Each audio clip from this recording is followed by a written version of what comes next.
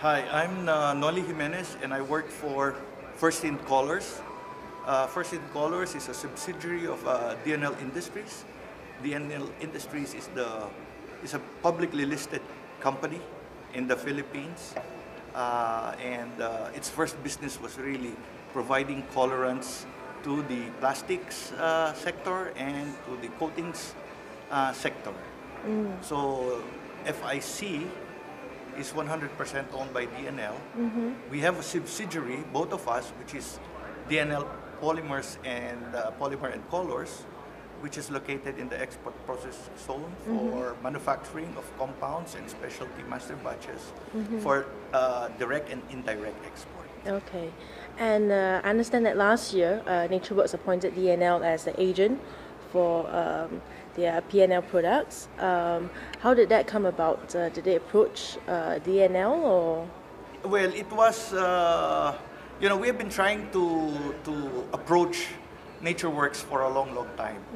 The opportunity arose when we became the compounder and distributor of Showa Denko's Bionole Starkla. Bionole Starkla is basically a PLA-based, PLA PBS-based biodegradable plastics for use in shopping bags. Okay. Now, we compound Bionole Starkla for export to Italy. We also distribute the Bionole Starkla in the Philippines. Now, it was actually Showa Denko, since they are buyers of Ingenio, who introduced us to NatureWorks. And from then, they came over.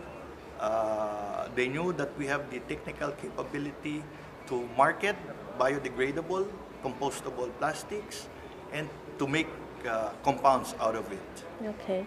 So what are the market drivers for PNL in the Philippines? Well, the market driver really is the banning Yes. of plastic bags and PS-based materials, especially in the food sector, foodware sector. So that is the driver for Ingenio in the Philippines.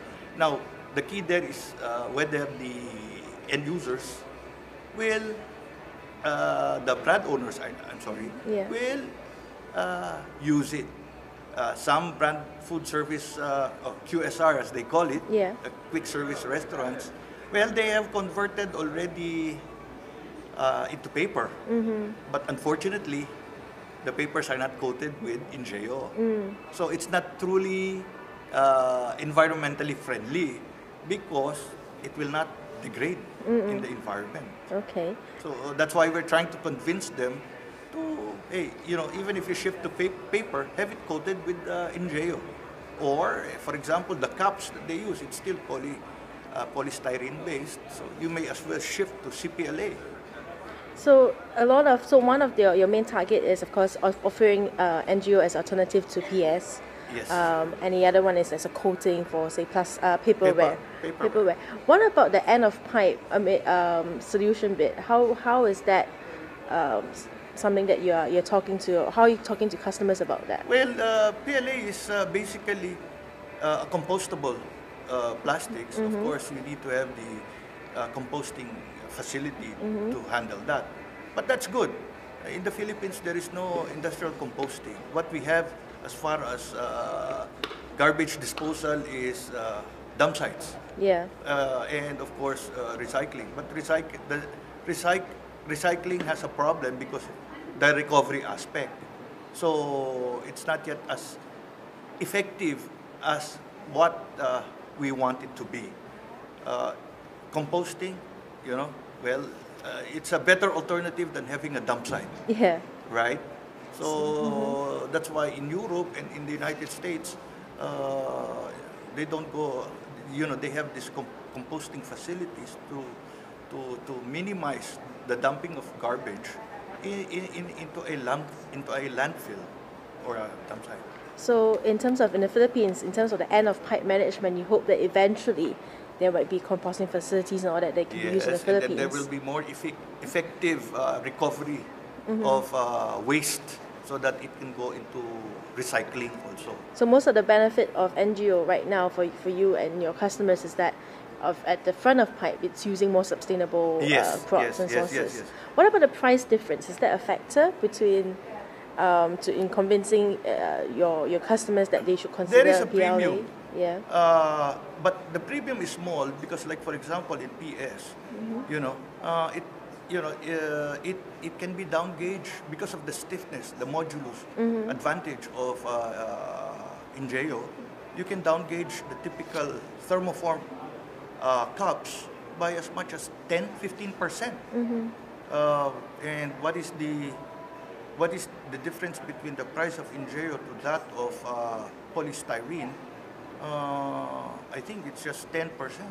Okay, so it's not that It's big, not that big, price but difference. the issue there is that, for it to be used into a PS thermoformer line, PS extrusion and thermoforming line, there has to be a minor upgrade of that line. Now, the key there is that we need the support, really, of the food service sector to buy, number one, to buy Filipino rather than import products, and go into partnerships with their current suppliers, or for PS cups, PS cutleries, PS plates, that sort of thing. So if you create demand with the end user, then that will push the packaging industry to also. There is partnership that is needed. Yeah. I think for the manufacturers or for the plastic converters to pursue the route. Yeah. At least, if they have 3 lines of PS, make one